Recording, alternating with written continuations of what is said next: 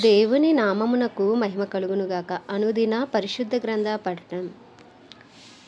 August 22. ప్రార్థన. దయగల తండ్రి, కృపగల దేవ, పరిశుద్ధుడానికి వందనాలు, స్తోత్రాలు. నీ కృపలో జ్ఞాపకం చేసుకుని మరొక నూతన దినము ఆయుష్ను ఆరోగ్యంనిచ్చి మాకు దయచేసినందుకు నీకు వందనాలు ప్రభు. ఈ దినం వాక్యం ద్వారా మాతో మాట్లాడండి. వినిన వాక్యం మా హృదయాలు ఫలింప చేయమని, ఆది నుంచి అంతవరకు మీరే తోడుగా ఉండమని యేసుక్రీస్తు అతి పరిశుద్ధ నామంలో అడిగి వేడుకొంచున్నాం మా పరమ తండ్రి. ఆమేన్. ఇర్మియా గ్రంథము 29 నుండి 31 అధ్యాయములు. 29వ అధ్యాయం. రాజైన యెకొన్యా తల్లియగు రాణియు రాజ పరివారమును యూదాలోను యెరూషలేములో ఉన్న అధిపతులను శిల్పకారులను కంసాలులను యెరూషలేమును విడిచి వెళ్ళిన తరువాత ప్రవక్త అయిన ఇర్మియా పత్రికలో లిఖించి, యూదా రాజైన సిద్కియా బబులోనులో ఉన్న బబులోను రాజైన నెబుకద్రెజరు నొద్దకు పంపిన షాఫాను కుమారుడైన ఎల్యాషా చేతను హిల్కియా కుమారుడైన గెమర్యా చేతను యెరూషలేములో నుండి చెరపట్టబడిపోయిన వారి పెద్దలలో శేషించిన వారికిని యాజకులకును ప్రవక్తలకును యెరూషలేము నుండి బబులోనునకు అతడు చెరగొనిపోయిన జనులకు అందరికీ పంపించిన మాటలు ఇవే. ఇశ్రాయేలు దేవుడును సైన్యములకు అధిపతియునగు యెహోవా తన ప్రేరేపణ చేత బబులోనునకు చెర తీసుకుని పోబడిన వారందరికీ ఈలాగు ఆజ్ఞ ఇచ్చుచున్నారు. ఇండ్లు కట్టించుకుని వాటిలో నివసించుడి, తోటలు నాటి వాటి ఫలములను అనుభవించుడి, పెండ్లిండ్లు చేసుకుని కుమారులను కుమార్తెలను కనుడి. అక్కడ ఏమీయూ మీకు తక్కువ లేకుండా అభివృద్ధి పొందుటకై వారు కుమారులను కుమార్తెలను కనున్నట్లు మీ కుమారులకు పెండ్లిండ్లు చేయుడి, మీ కుమార్తెలకు పురుషులను సంపాదించుడి. నేను మిమ్మల్ని చెరగనిపోయిన పట్టణం యొక్క క్షేమము కోరి దాని కొరకు యెహోవాను ప్రార్థన చేయుడి. దాని క్షేమము మీ క్షేమమునకు కారణమగును. ఇశ్రాయేలు దేవుడును సైన్యములకు అధిపతియునగు యెహోవా ఇలాగు సెలవిచ్చుచున్నాడు, మీ మధ్యనున్న ప్రవక్తల చేతనైనను మంత్రజ్ఞుల చేతనైనను మీరు మోసపోకుడి. మీలో కలలు కనువారి మాటలు వినకుడి. వారు నా నామమును బట్టి అబద్ధ ప్రవచనములను మీతో చెప్పుదురు. నేను వారిని పంపలేదు. ఇదే యెహోవా వాక్కు. యెహోవా ఈ ఆజ్ఞ ఇచ్చుచున్నాడు, బబులోను రాజ్యమునకు 70 సంవత్సరములు గతించిన తరువాతనే మిమ్మును గూర్చి నేను పలికిన శుభవార్త నెరవేర్చి ఈ స్థలమునకు మిమ్మును తిరిగి రప్పించినట్లు నేను మిమ్మును దర్శింతును. నేను మిమ్మును గూర్చి ఉద్దేశించిన సంగతులను నేను ఎరుగుదును. రాబో కాలమందు మీకు నిరీక్షణ కలుగునట్లుగా అవి సమాధానకరమైన ఉద్దేశంలే కానీ హానికరమైనవి కావు. ఇదే యెహోవా వాక్కు. మీరు నాకు మొరపెట్టుదురేని, మీరు నాకు ప్రార్థన చేయుచు ఒత్తురేని నేను మీ మనవి ఆలకింతును. మీరు నన్ను వెదకిన ఎడల, పూర్ణ మనస్సుతో నన్ను గూర్చి విచారణ చేయునెడల మీరు నన్ను కనుగొందురు.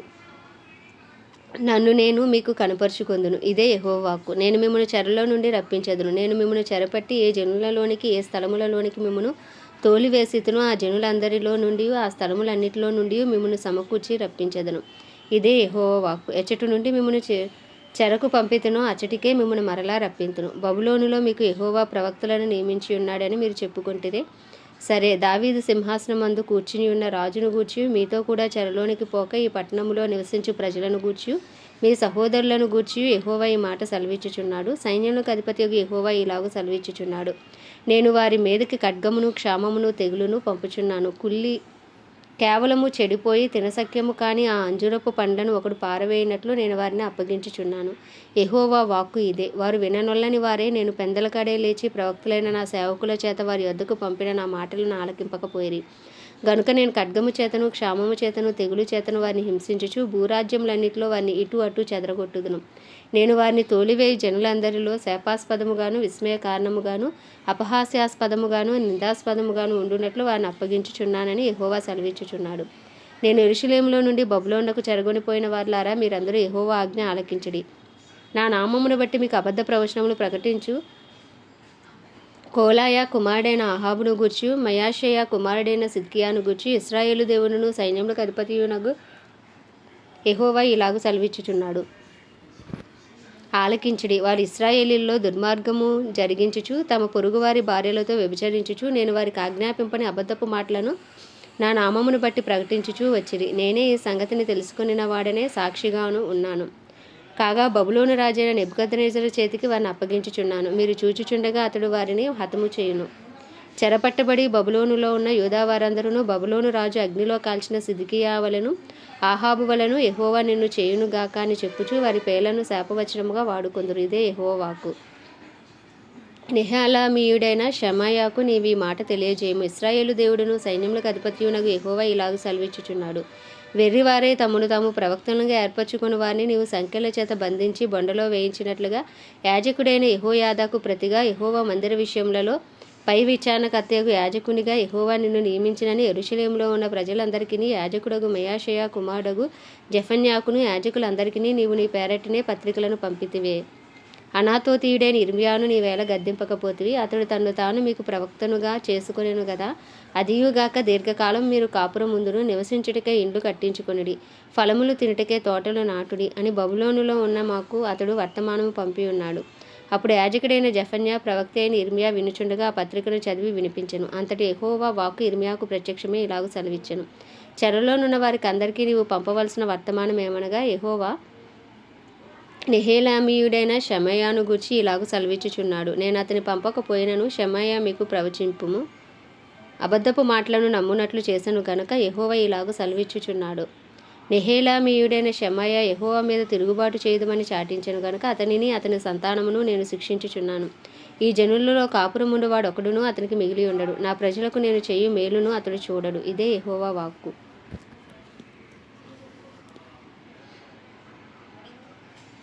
30వ అధ్యాయము. యెహోవా యొద్ద నుండి వచ్చి ఇర్మియాకు ప్రత్యక్షమైన వాక్కు. ఇశ్రాయేలు దేవుడగు యెహోవా ఇలాగ సెలవిచ్చుచున్నాడు. రాబో దినములలో నేను ఇశ్రాయేలు వారును యూదావారునగు నా ప్రజలను చెరలో నుండి విడిపించి వారి పితరులకు నేను ఇచ్చిన దేశమును వారు స్వాధీనపరుచుకున్నట్లు వారిని తిరిగి రప్పించదనని యెహోవా సెలవిచ్చుచున్నాడు. కావున నేను నీతో చెప్పిన మాటలన్నిటినీ ఒక పుస్తకములో వ్రాసి ఉంచుకొనుము. యెహోవా ఇశ్రాయేలు వారిని గూర్చి యూదా వారిని గూర్చి సెలవిచ్చిన మాటలివి.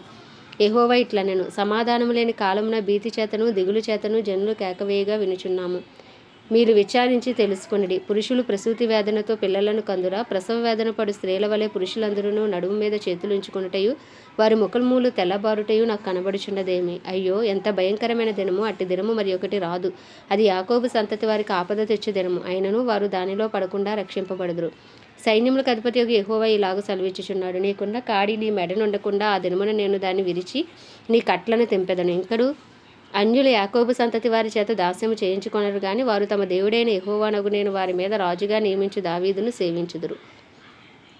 మరియు యెహోవా సెలవిచ్చినదేమనగా, నా సేవకుడైన యాకోబు భయపడకుము, ఇశ్రాయేలు విస్మయమందకుము. నేను దూరము నుండి నిన్నును చెరలోనికి పోయిన దేశమున నుండి నీ సంతానపు వారిని రక్షించుచున్నాను. బెదిరించువాడు లేకుండా యాకోబు సంతతి తిరిగి వచ్చి నిమ్మలించి నెమ్మది పొందును. యెహోవా వాక్కు ఇదే, నిన్ను రక్షించుటకు నేను నీకు తోడై ఉన్నాను. నిన్ను చెదరగొట్టిన జనములన్నిటినీ నేను సమూల నాశనము చేసేదను గాని నిన్ను సమూల నాశనము చేయును. అయితే ఏమాత్రమును నిర్దోషినిగా ఎంచకుండానే నిన్ను మితముగా శిక్షించుదును. యెహోవా ఇలాగ సెలవిచ్చుచున్నాడు. నీ వ్యాధి ఘోరమైనది, నీ గాయము బాధాకరమైనది. నీ పాపములు విస్తరింపగా శత్రువు కొట్టినట్లు నీ గొప్ప దోషమును బట్టి నేను నీకు కఠిన శిక్ష చేసి నిన్ను గాయపరిచి ఉన్నాను. కాగా నీ పక్షమున వ్యాజ్యమాడు ఎవడునూ లేడు. నీ గాయములకు చికిత్స చేయదగిన మందు నీకు లేదు. నీ స్నేహితులందరూ నిన్ను మరిచి ఉన్నారు, వారు నిన్ను గూర్చి విచారింపరు. నీ గాయము చేత నీవు అరిచెదవేమి? నీకు కలిగిన నొప్పి నివారణ కాదు. నీ పాపములు విస్తరించినందున నీ దోషములను బట్టి నేను నిన్ను ఇలాగు చేయుచున్నాను. నిన్ను మింగువారందరూ మింగివేయబడుదురు. నిన్ను బాధించు వారందరూ ఎవడునూ తప్పకుండా చెరలోనికి పోవుదురు. నిన్ను దోచుకుని వారు దోపుడు సొమ్ము అగుదురు. నిన్ను అపహరించు వారిని అందరినీ దోపుడు సొమ్ముగా అప్పగించెదను. వారు ఎవరునూ లక్ష్యపెట్టని సియోననియు వెలివేయబడని నదనియు నీకు పేరు పెట్టుదురు. అయితే నేను నీకు ఆరోగ్యము కలుగజేసేదను, నీ గాయములను మాన్పెదను. ఇదే యెహోవా వాక్కు. యెహోవా ఈ మాట సెలవిచ్చుచున్నాడు. యాకోబు నివాస స్థలములను కరుణించి వాని గుడారములను నేను చెరలో నుండి రప్పింతును. అప్పుడు పట్టణము దాని కొండ మీద కట్టబడును. నగరియు యూదా యథాప్రకారము నివాసులు గలదగును. వాటిలో కృతజ్ఞతా స్తోత్రములను సంభ్రమ పడువారి స్వరమును వినబడును. జనులు తక్కువ మంది కాకుండా నేను వారిని విస్తరింపజేసేదను. అల్పులు కాకుండా నేను వారిని గనులుగా చేసేదను. వారి కుమారులు మునుపటి వలె నుందురు. వారి సమాజము నా ఎదుట స్థాపింపబడును. వారిని బాధపరచు వారిని అందరినీ శిక్షించెదను. వారిలో పుట్టినవాడు వారికి రాజుగా ఉండును. వారి మధ్యను పుట్టినవాడు ఒకడును వారి నేలును.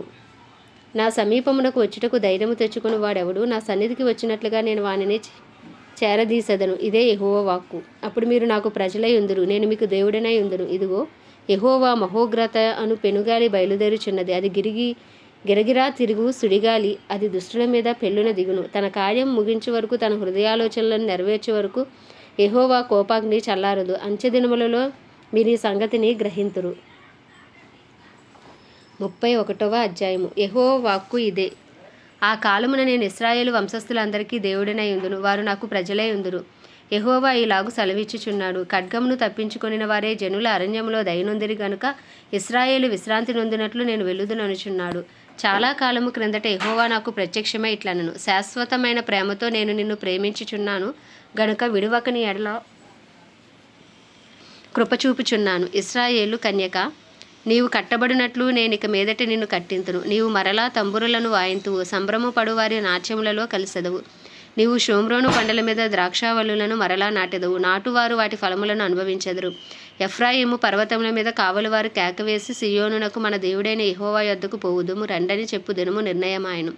యెహోవా ఇలాగు సెలవిచ్చుచున్నాడు, యాకోబును బట్టి సంతోషముగా పాడుడి, రాజ్యములకు శిరస్సగు జనమును బట్టి ఉత్సాహధ్వని చేయుడి, ప్రకటించుడి, స్తుతి చేయుడి. యెహోవా, ఇశ్రాయేలీలో శేషించిన నీ ప్రజను రక్షింపుమి అని బతిమాలుడి. ఉత్తర దేశంలో నుండి నేను వారిని రప్పించుచున్నాను. గ్రుడ్డివారినేమి, కుంటివారినేమి, గర్భిణీలనేమి, ప్రసవించు స్త్రీలనేమి భూదిగంతముల నుండి అందరినీ సమకూర్చుచున్నాను. మహాసంగమే వారి ఇక్కడికి తిరిగి వచ్చెదరు. వారు ఏడ్చుచూ వచ్చెదరు. వారు నన్ను ప్రార్థించుచుండగా నేను వారిని నడిపించుదును. వారు తొట్టిల్లకుండా చక్కగా పోవు బాటను, నీళ్ల కాలువల యొద్ద వారిని నడిపింతును. ఇశ్రాయేలునకు నేను తండ్రిని కానా? ఎఫ్రాయిము నా జ్యేష్ఠ కుమారుడు కాడా? జనులారా, యెహోవా మాట వినుడి, దూరమైన ద్వీపములలోని వారికి దాన్ని ప్రకటింపుడి. ఇశ్రాయేలును చెదరగొట్టిన వాడు వాణ్ణి సమకూర్చి, గొర్రెల కాపరి తన మందను కాపాడునట్లు కాపాడునని తెలియచేయుడి. యెహోవా యాకోబు వంశస్థులను విమోచించుచున్నాడు, వారికంటే బలవంతుడైన వాని చేతిలో నుండి వారిని విడిపించుచున్నాడు. వారు వచ్చి సియోను కొండ మీద ఉత్సాహధ్వని చేతురు. యెహోవా చేయు ఉపకారమును బట్టి, గోధుమలను బట్టి, ద్రాక్షారసమును బట్టి, తైలమును బట్టి, గొర్రెలకును పశువులకును పుట్టు పిల్లలను బట్టి సమూహములుగా వచ్చెదరు. వారికి అన్నిటికీ కృషింపక నీళ్లు పారు తోటవలే ఉందురు. వారి దుఃఖమునకు ప్రతిగా సంతోషమిచ్చి వారిని ఆదరించెదను. విచారము కొట్టివేసి నేను వారికి ఆనందము కలగజేతును గనుక కన్యకులను, యవనులను, వృద్ధులను కూడి నాట్యమందు సంతోషించెదరు. క్రొవ్వుతో యాజకులను సంతోషపరిచెదను. నా జనులు నా ఉపకారములను తెలుసుకొని తృప్తి నొందుదురు. ఇదే యెహోవా వాక్కు. యెహోవా ఇలాగ సెలవిచ్చుచున్నాడు, ఆలకించుడి. రామాలు అంగలార్పును మహారోదన ధ్వనియు వినబడుచున్నవి. రాహేలు తన పిల్లలను గూర్చి ఏడ్చుచున్నది. ఆమె పిల్లలు లేకపోయినందున ఆమె వారిని గూర్చి ఓదార్పు పొందనొల్లకు ఉన్నది.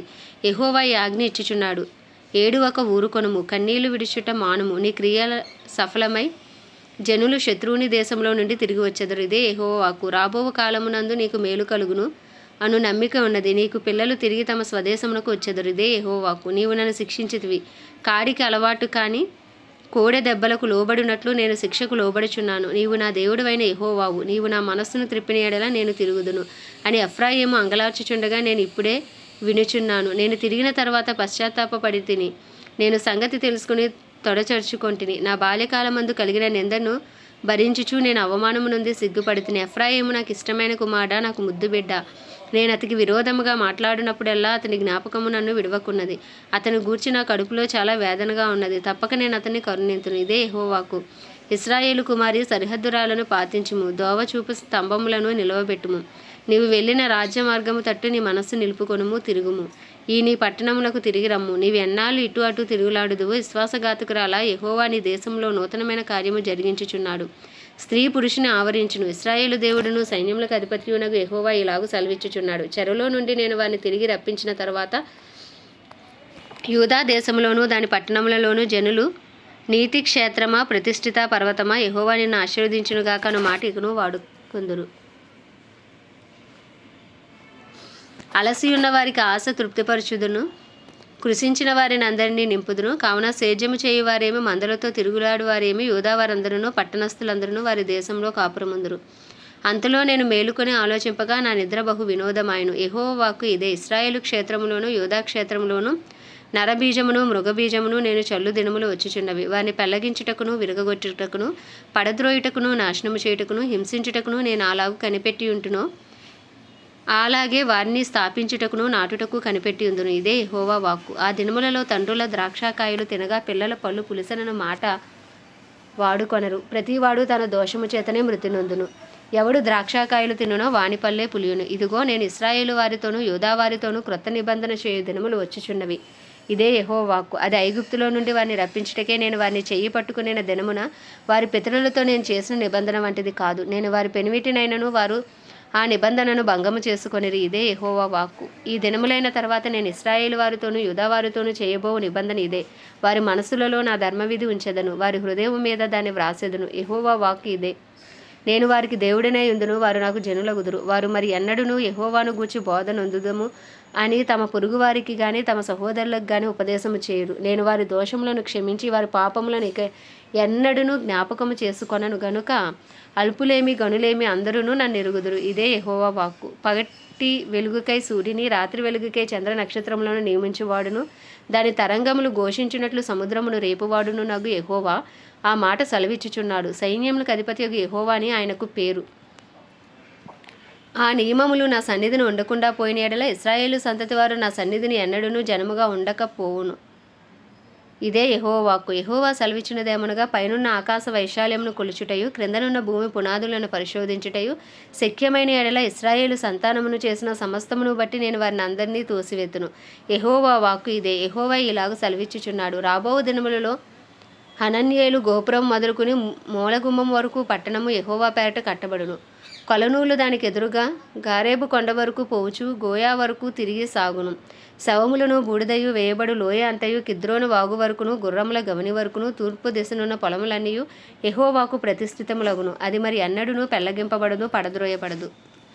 ఆమేన్. దేవుడి పరిశుద్ధ వాక్యము మన వినికిడిలో దీవించునుగాక. ప్రార్థన.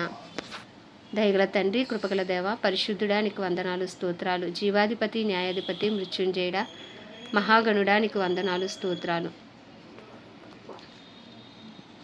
సర్వశక్తిమంతుడా నీకు వందనాలయ్యా. మా అనుదిన అపరాధములు, పాపములు, దోషములు, అతిక్రమములను దయతో క్షమించి ప్రభువా నీ పరిశుద్ధ రక్తంతో ఈ ఉదయకాలంలో మమ్మల్ని కడిగి పవిత్రపరిచి పరిశుద్ధపరచండి. దినమంతా అయ్యా నీకు ఇష్టమైన పనులు చేయుటకు నీ కృపను మాకు అనుగ్రహించండి. మా ప్రవర్తన అంతటిపైన నీ అధికారములకు మేము ఒప్పుకునే కృపను మాకు దయచేయండి. ప్రభువా నీకు వందనాలు. మా కుటుంబాలను, మా పట్టణాన్ని, మా ప్రాంతాలను, మా బంధువులు, మా స్నేహితులను అందరినీ మీ హస్తాలకు అప్పచెప్పుకున్నాం. మీ రక్త ప్రోక్షణ కింద ప్రతి ఒక్కరికి నీ కాపుదల, భద్రత దయచేసి వారికి గొప్ప రక్షణ దయచేయమని వేడుకొంచున్నాం. దైవజనులందరి కొరకు ప్రార్థిస్తున్నాం. ప్రభు దైవజనులందరికీ నీ కృపను దయచేయమని వేడుకొంచున్నాం. ధైర్యంతో వాక్యమును బోధించి అనుకూల సమయంలో వారికి అనుగ్రహించి అయ్యా వారి రాకపోకలని కాపుదల నుంచి వారి కుటుంబాలన్నింటినీ రక్త ప్రోక్షణ కింద ఉంచమని ప్రార్థిస్తున్నాం. ప్రభు క్రైస్తవులందరినీ రూపాంతరపరిచి నీ రూపులోకి మార్చుకోండి.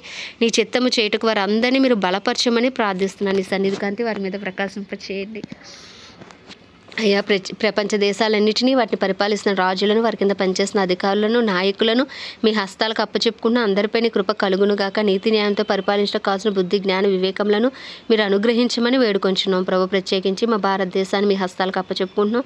కాశ్మీర్ మొదలుకుని కన్యాకుమారి వరకు ప్రభు, అలాగే గుజరాత్ మొదలుకుని నాయన అరుణాచల్ ప్రదేశ్ వరకు, నేపాల్ అయ్యా పరిసర దేశాలను అయ్యా తండ్రి నాయన మీ హస్తాలకు అప్పచెప్పుకుంటున్నాం. ప్రభు 144 కోట్ల భారతదేశ జనుల మనోనేత్రాలు తెరవండి, హృదయాలు తెరవండి. ప్రభు వారికి గొప్ప రక్షణ దయచేయండి. ఏ ఒక్క ఆత్మ నశించిపోవటం నీ చిత్తము కాదన్నావు. ప్రభు కడవరి వర్షమే మీరు దిగిరండి. కడవరి ఉజ్జీవాన్ని రగిలించమని వేడుకొంచు.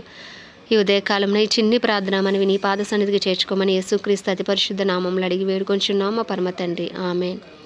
పరలోకమందున మా తండ్రి నీ నామం పరిశుద్ధపరచబడును గాక. నీ రాజ్యం వచ్చును గాక. నీ చిత్తం పరలోకమందు నెరవేర్చబడినట్లు భూమి అందు నెరవేర్చబడును గాక.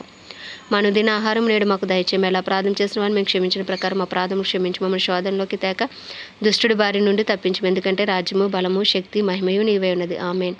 ప్రభేసు రక్తమే జయం, ప్రభేసు వాక్యమే విజయం, ప్రభేసు నామంలో సంపూర్ణ విజయం కలుగును గాక. ఆమేన్, ఆమేన్, ఆమేన్.